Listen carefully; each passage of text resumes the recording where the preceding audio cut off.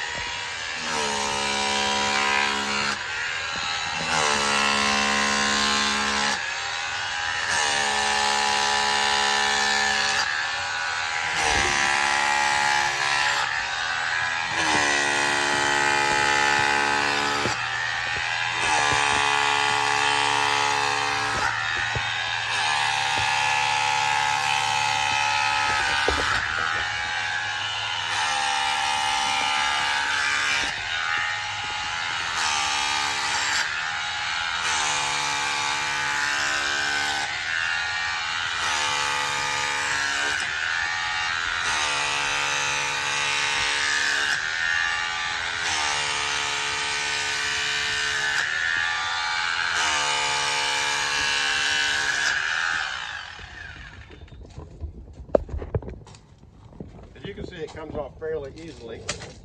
This one does. They don't always do that. Sometimes they're a little more challenging to get off.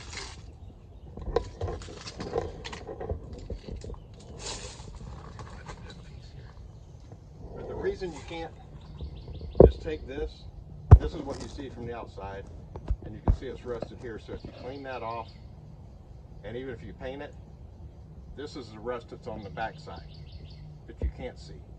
And there's no way to get to this because this is up against the house. That's why you can't just paint it. It has to come off. So let me put the other piece on.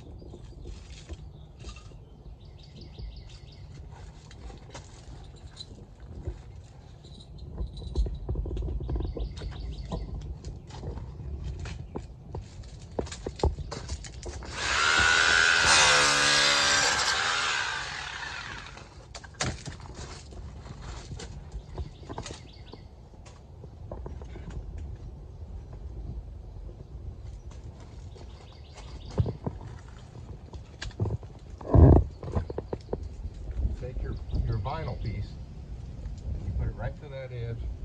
And if you'll use this is the paint line, so that's your straight line. So basically you're putting it right back in the exact same place it was before. And you can use that paint line as your straight edge.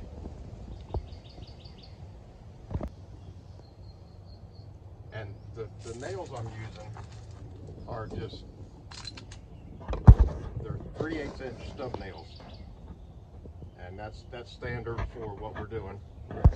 And this is a magnetic punch, so the nail just sticks right on the end of the punch, so you don't beat your fingers up trying to put these in.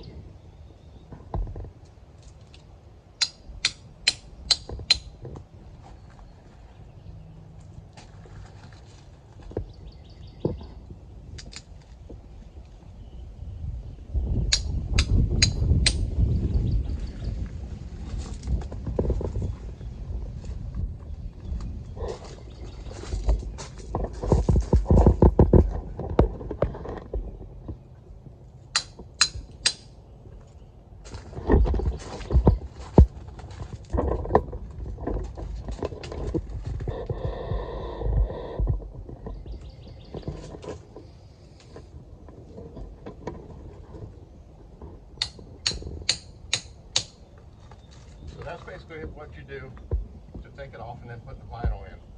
And as we're going to do the rest of the house, and then I'll be back to show you the next step, which will be cleaning it all off and then bonding it and putting the stucco cement on. So that's it for now.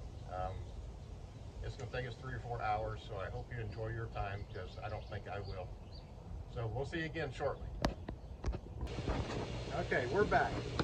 We got the whole bottom cut out and all the vinyl is put in. So the next step is to take your broom and you want to sweep all the dust off. It takes dust when you chip it out, so you don't want any dust, because the stucco doesn't stick to that.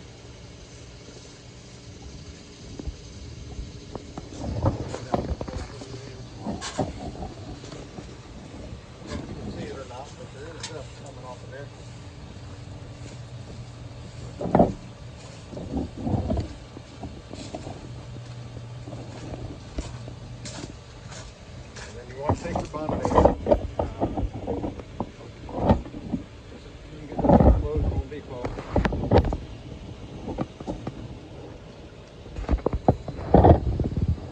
You want to bond it up probably a foot above where you cut out. You want to make sure you get down on the bottom too, because this will be what the stucco is sticking to. The stucco doesn't stick too well to the paint itself. So you have to make sure you put foundation on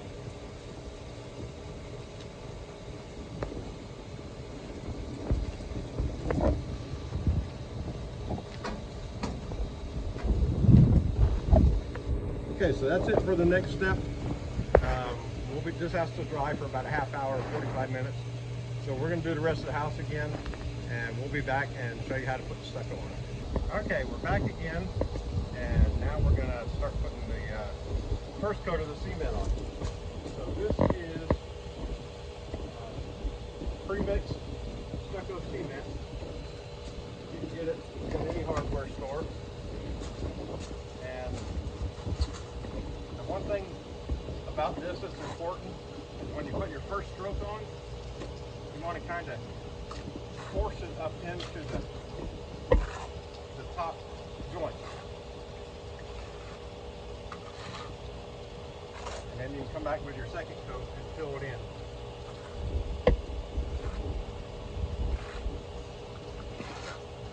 And one thing you want to make sure is that you don't fill it all the way out to the edge of this. You want to keep it back just a little bit so you'll have room for your next coat. This is going to be a 2-coat process. And we'll put the second coat on tomorrow, because it needs to dry overnight. And you don't want to keep it, you don't want to leave it real pretty, real slick looking. If you leave it a little rougher, it will allow the second coat to adhere better to it. So this coat doesn't have to be pretty. But once again, you don't want to fill it out too far on the bottom, and you don't want to leave like that chunk right there. You don't want to leave anything like that.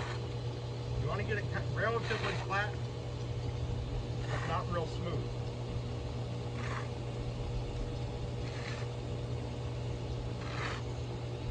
And you don't want a big lip up here on the top either, where it joins in, because you'll see tomorrow when we go to blend it all in that you want that to be really flush. And you can see up here, this is the spot where the color difference is. That's how high I'm bonded. So I'm bonded up above where I got the scratch coat. When I put the second coat on, I'll finish it a little bit higher, probably up to about here. So I'm still down below where I bonded. So that's it for now, and we'll come back tomorrow and put the second coat, and we'll run another coat of cement on it, and then put the texture finish on it, which is a skip trowel finish. So we'll be back, and we'll see you tomorrow. Welcome back. It's the next day. God has blessed us with another day, so we're going to make the most of it, and hopefully we're going to beat the rain that looks like it's kind of could be out here. So we've got it all scratched in. You can see how it's changed colors. It's a lot lighter color, and it's darker where we filled in. So what you do for the next coat, take your water hose, you just wet it just a little bit. You don't have to, it doesn't have to be soaked, just enough to get it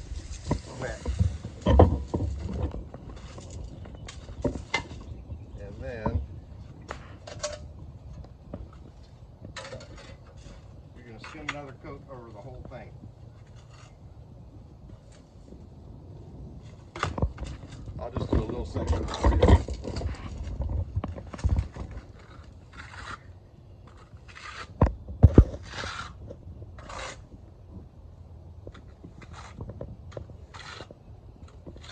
Now I like to go sideways, and that way you fill in the gap at the bottom to where it's perfectly flat. There's an aggravating spot under here.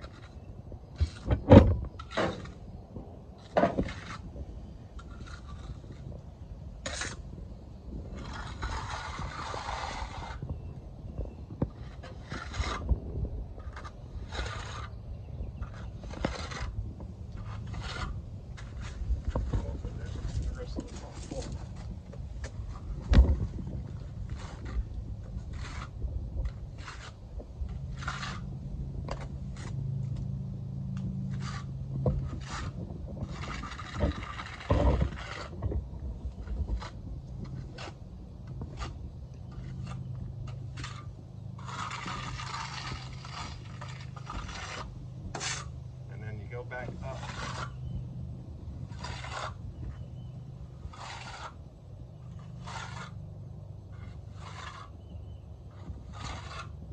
Now this doesn't have to be absolutely perfect, but it needs to be better than your first coat.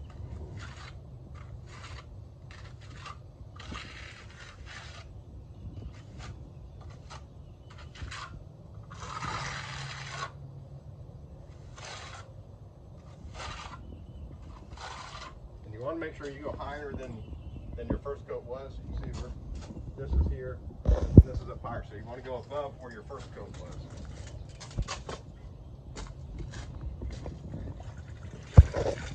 And now you take your sponge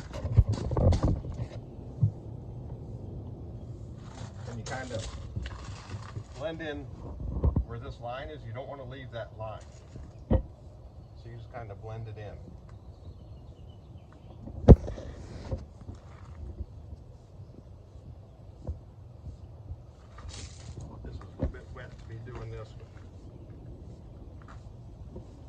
I'm just showing you the process of how to do it.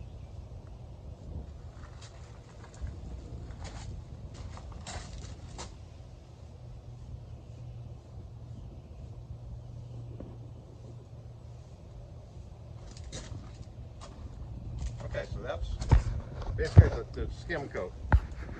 We're going to come back in a little while. Now it has to dry like everything else before we can put the texture on, and I'll show you how to texture it. And I would normally wait to blend that top coat in for like a half hour or so, and that way you don't get all the streaky lines. But that's it for now, so we'll be back and I'll show you how to put the texture coat on after this dries for an hour or so. So have a good morning, and we'll see you in a little while. Okay, we're finally down to the final step. We're going to put the texture on to make it match this skip look.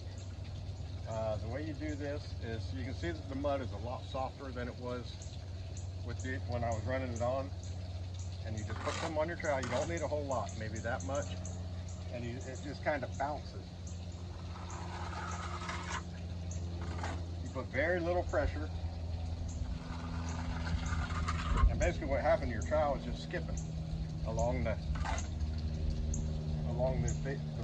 run-on coat.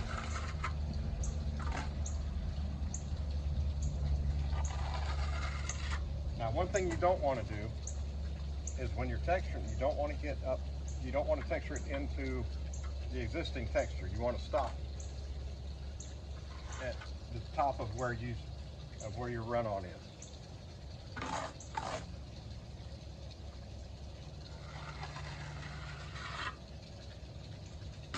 And you can see it looks a little bit rougher. So you take your trowel and you hold your trowel flat. And that's called knocking it down, and it knocks down some of the rough edges. Then you also take your trowel and you scrape along the bottom of your plaster stop to make sure you have a straight line. So that's about all there is to it. We're going to finish the rest of the house, but now you know how to do it. Actually, this final step, when you start using the cement, the mud, it's more of an advanced position. You may want to call a professional to do this, because especially the texturing part, because you really have to know what you're doing. If you haven't done it before, you probably won't get it right. It takes a while to learn how to get it to match somebody else's texture. But if you wanted to do the first steps where you tear it all off and put the vinyl stop in, that's anybody can do that basically. Any handyman can do that. So that's about it for now. If you enjoyed the video, if it helped you out at all, subscribe and like the videos. I'm going to be posting some more on some other things. I also do interior work. I do drywall and plastering, so I'm going to be doing some videos on how to do that. Mainly repairs. I don't do any new construction. It's mainly repairs, so I see what happens in the new construction that needs to not happen because I repair it. So again, if you like it, like and subscribe, and we'll see you on the next one.